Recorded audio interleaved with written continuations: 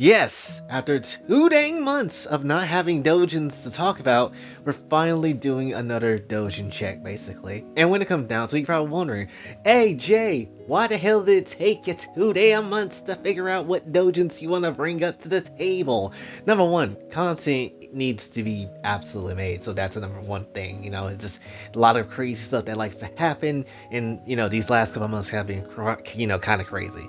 So that's number one. Number two is that honestly, a lot of lolly Doujins have not been hitting for me. Like, a lot of them has not been hitting in a way that makes me want to talk about them. There probably is some that's out there, but I'm personally not seeing any of those, right? And I'm really looking for like the ones that are crazy but not ultra crazy. Like, I don't want to see things like amputee stuff or like basically some weird ass girl nonsense. Like, I'm not trying to see all that, but I am trying to see like the crazy levels of where we can go in terms of a story in Doujins and how it can actually be done, whether it's a yandere lolly or just yandere material in general, or whether it is a concept of people smashing in a way I wasn't thinking of before, or it's done in a very hot way with a very hot art style.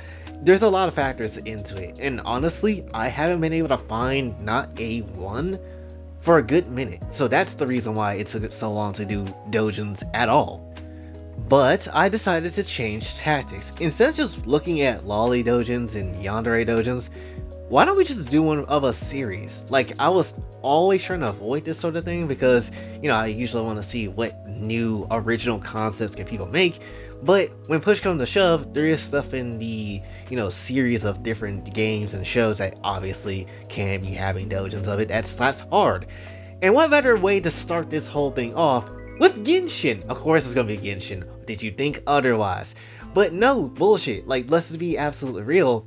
There's a lot of hot ass art on Genshin. Now, none of these are like ultra crazy, and I do believe Genshin do have some crazy Doujins that is out there, but these four that I did find is not that crazy, but they're good enough to the point where I think, they could honestly deserve a video. Especially one out of them, really the series that one of them do is so dumb. It's honestly goofy as hell, but it's so damn hot and hilarious all at the same time. But the first one I want to start off with is Mita by Bovo? Bublo? I am very not knowing how to pronounce half of these names. But when it comes down to it though, this one's very basic. It's just essentially just, Traveler kind of chilling with Paimon and, exploring Sumeru a little bit. Ultimately for him to see Nilou smoking? Oh, nah. Hey, bro, come on now, dawg. Come on, man.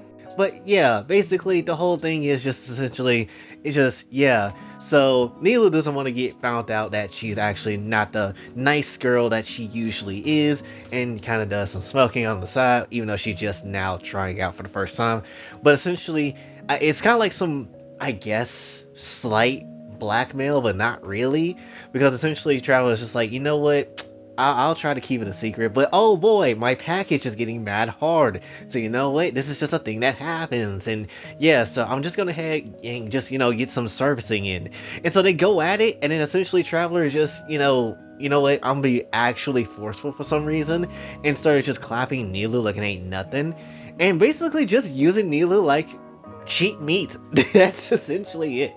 It's not anything crazy. It's not anything really like, impressive of a story, but it is just like, yo, what if Nilou was just not necessarily the nice girl that she is made out to be, and what if they just did it? I suppose that's just how it is. But the one thing I will give this Doujin, and I like this when, again, Doujins, comics, people, pictures, and artists and whatever, take characters that usually is like one way, but then they usually change them to a different way where they never usually would be like this, and they change them like that. It's kind of how I felt with ASOL art when they took, Ochako, and then obviously Ochako's nice and bubbly and, all cute and all that sort of stuff, but then you make her basically a whore and she doesn't like this type of shit and all that sort of stuff, and she's forced to do it, and it's just nice to kind of see the opposite side of things. Same thing with Nilou. Like, yeah, Nilou's obviously someone that would never smoke, someone that would never do anything intending to harm other people or be negative in that sort of way, but it's always nice to see a different interpretation of what if she was though. What if she was an asshole? What if she did smoke or did some stuff that you wouldn't expect her to do? I kind of like that, like a lot. I love when characters just do the opposite of what they're supposed to do. But yeah, it's not that long of a read, it's not really anything crazy, but if you want some Nilu content, then you can absolutely get some of that. The next one I want to bring up is not really a particular doujin, but an artist that do a set of doujins that's actually really dang good, and that is Horrii. I think that's the name, how you pronounce it, Horrii. And essentially, they have this little graveyard series of just different Genshin characters getting into situations where they're getting clapped up, right? And it's not just Genshin, there's also a little bit of Wuthering Waves, mainly Genshi. There is Zenless Zone Zero content, you know, and it's a nice time. It looks all kind of good, not gonna lie. The one Arlecchino one looks pretty dang nice, where she just, you know, I guess is in a situation where she just can't get out of. For some reason, her head hurts, I guess. Hey, I feel that very same pain at times. But when it comes down to it though, she's just getting clapped up and then basically enjoyed it. And essentially the fodder has turned into the mother, and we all like that, right? There's also another one where Mona is just basically trying to find like whatever mushroom or something like that, and then she essentially gets finessed and folded in a way where her body just grows and expands in the nicest way possible, but then gets picked up by some hilichurls and then essentially getting used in that sort of way, and then this big, obviously just real person that is pretending to be a hilichurl just claps her and all that sort of stuff. It's crazy. And you know, and there's again other stuff that's within these Doujins that is really dang good too, like obviously the one with ZZZ with Ellen, and you know, Rena kind of coming through. Essentially someone's like, oh, what's the secret menu at the maid service?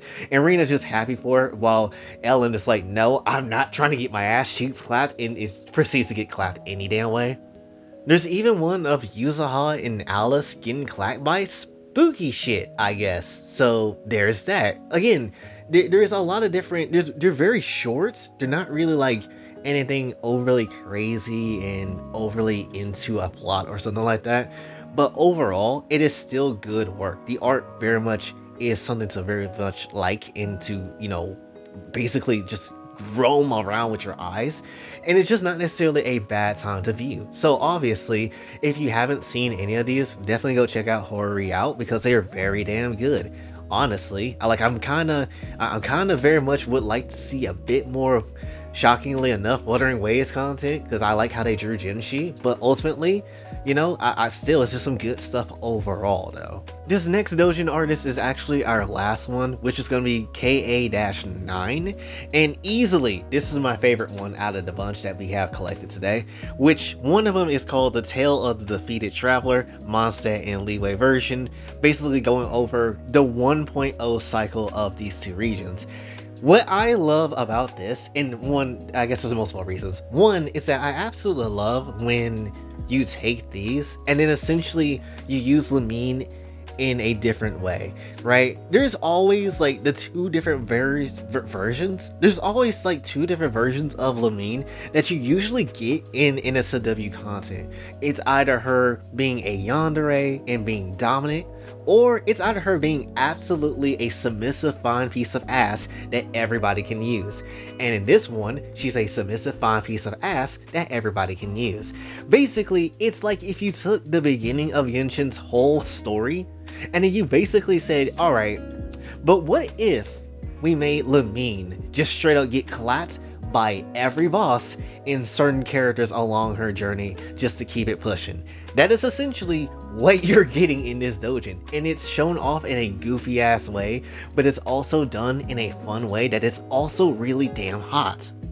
There's also, I think, a prequel doujin to this as well. I think it's called Traveler's Losing Record, like starting off as a level 1 in a level 9 world, which is basically before all the story stuff actually kind of pops off, right? And in that one, at least we'll start with that one, it's basically just, yeah, she out here starting off her nice travels in Tibet, only for her to encounter a slime and get basically used by the damn slime. Like, that's just how it is.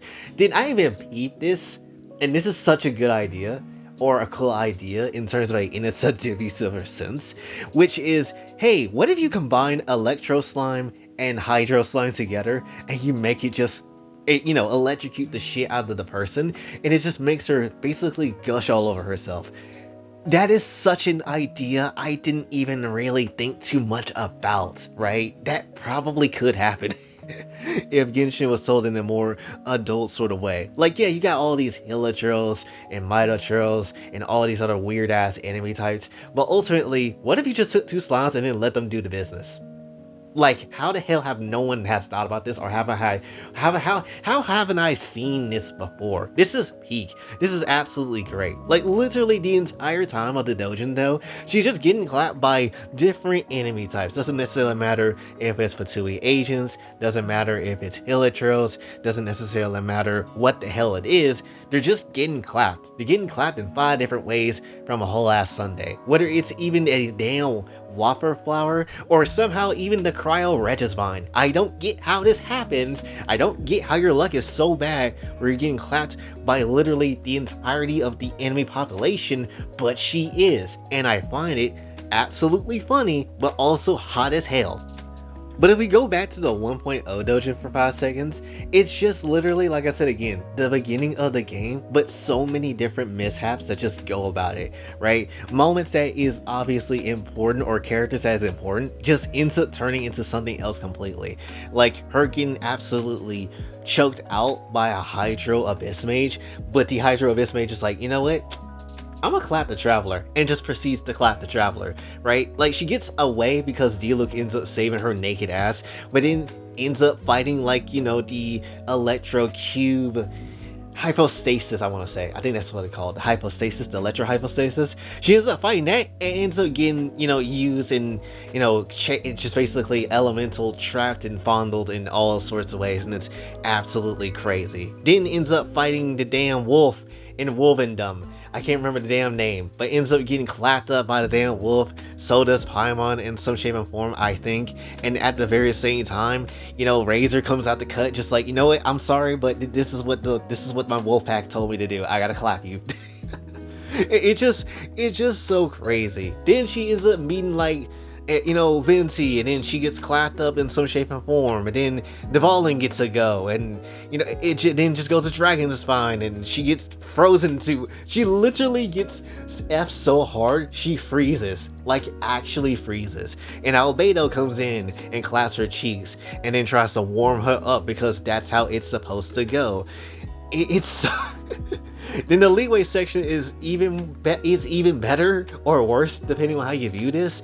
Literally the whole ass Oceanit boss that literally tormented us at the beginning of the game is just using Lamine like it ain't nothing. Ruin guards, ruin hunters, Xiao himself, which honestly I feel like of all the characters that is going to clap Lamine, Xiao is a perfectly fine one. I am so fine with Xiao doing that.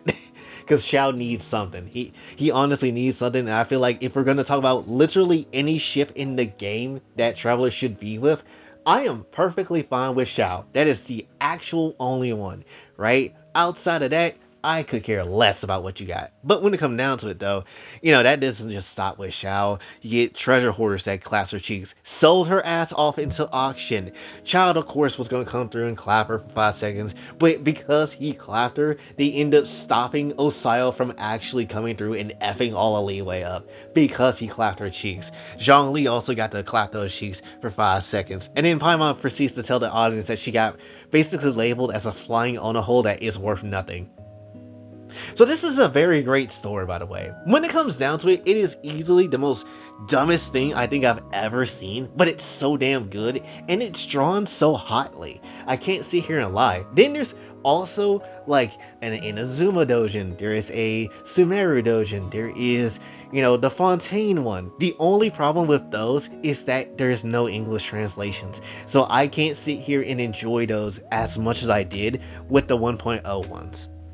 And to be honest, I really don't want to read those until or at least look at the images of those until I find a translated version of those 4, or at least of those set of doujins, or whatever, because I really enjoyed the writing of it. I ain't gonna sit here and lie. There's very few times where I'm like, you know what, doujin writing absolutely slap.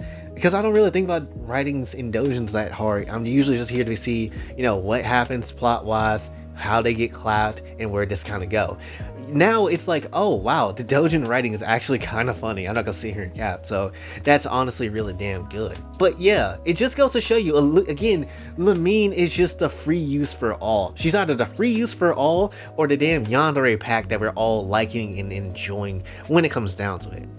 This is easily like one of my favorite Doujins now, just solely because of how ridiculous the idea is. It's literally, again, the game itself, but you're telling it in such a more of a lewder way than what was normally possible, and I enjoy that to absolute bits. But yeah, essentially, that's really all the Doujins I have for you. It's again, just the last one. I still can't get the last one out of my mind. That one is so damn good. Like, again, I really hope somebody translate those very soon, or find a way to translate those in some shape or form, because easily, those are so damn fun. They're definitely like one of the more funner ones I've seen in a good minute. And again, love when characters get treated in a different way than they usually would, because it's so easy to take a character that is like, you know, very much a nice person or very much a lovely person, whatever like that, or even an evil person to do some evil shit, and then you reverse the effect of who they actually are. I actually like that a lot, and it does a lot for me when it comes down to NSFW content, or Doujin wise, or images, or whatever the hell you might have. It's always a good, strange, but fun time when it comes down to it. And I hope we see, honestly, a lot more of that. I would like to see a lot more of that just in general, of just Gensai content. But yeah, that's essentially all I really wanted to say for this one, so hopefully you did enjoy. If you did, be sure to like, share, subscribe, hit the notification on your way out. Also follow on socials, and if you'd like to donate to the channel, Kofi and Cash App is available as well. And until then, Jay, signing off. Have a blessed day.